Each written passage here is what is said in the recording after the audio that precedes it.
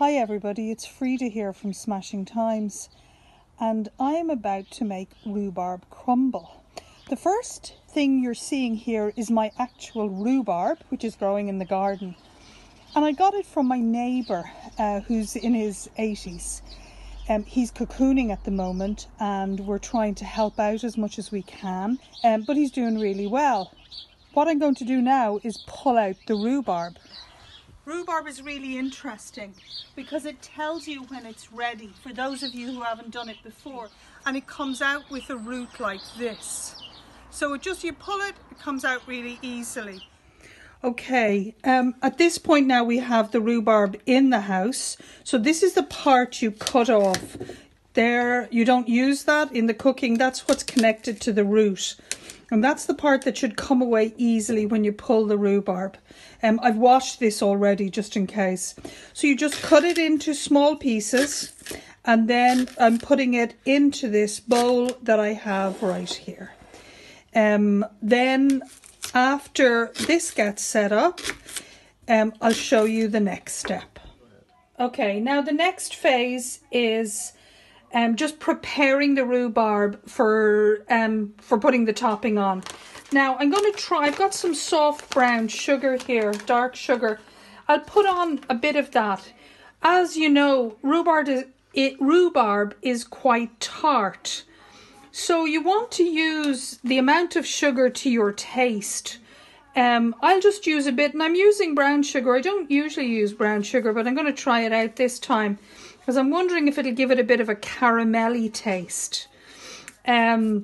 See how that works out. The next thing that I'm going to put in to this base is corn flour.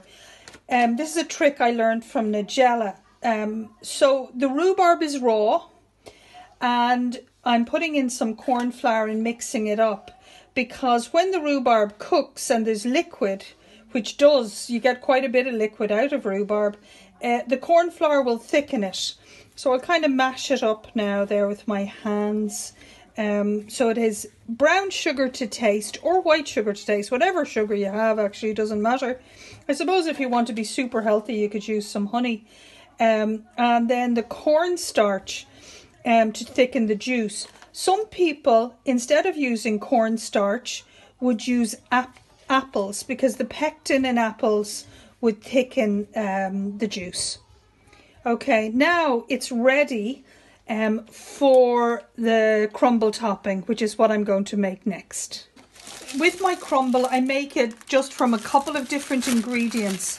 I always put in a little bit of stone ground wholemeal flour, simply because I like the crunch. So some stone ground wholemeal. This time around, I'm going to actually have a go at a bit of pinhead porridge oats, because I'm wondering if that might make it even crunchier. I like a bit of a bite then to the oatmeal. So I'm pouring some of that. Now, I never measure. I just do it by my eye. You know, there probably could be, I'm sure you'll see recipes online how to measure.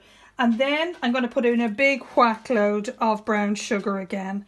You can use white sugar. As I said, I've never used brown sugar before, but I'm going to give it a go. And then what you do is you rub it all together. Oh gosh, I forgot one final thing, which is regular white flour. Just plain cream flour, and put in a bit of that. Then the work involved is actually mixing all this up. And I don't know, maybe there's a trick way of mixing it up, but the only way I know is by hand. And it takes time. The heat of your hand will actually begin to melt the butter into the other ingredients. Again, as I said, I don't follow a particular recipe of apportions. You kind of know how it looks like when it's finished.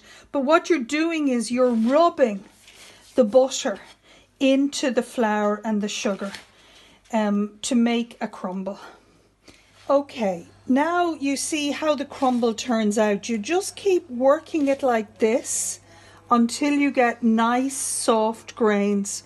Billy just told me that the butter I put in I put it in a big chunk, It would have been better if I'd cubed it before it went in. It would have made the actual making of the crumble that little bit easier.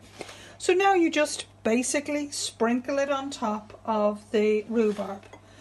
To the generosity that you want. I like a fair bit of crumble on top. And what you can do is, whatever you have left over, you can just put it in the fridge.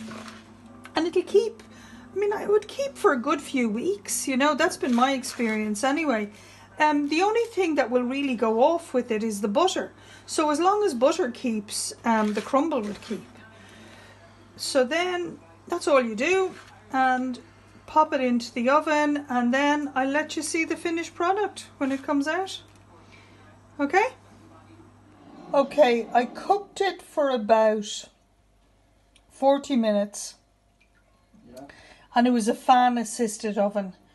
So I would recommend that you just watch the topping to make sure that it doesn't get too burnt. Because what you need to do is cook the rhubarb underneath. And now I'm going to serve it with some cream. Oh. What's handy to do with the cream is shake the cream up for about, as long as you can, for about 20 seconds, because that will get the cream to kind of get a little bit thicker, and then it's delicious. And enjoy. Bye.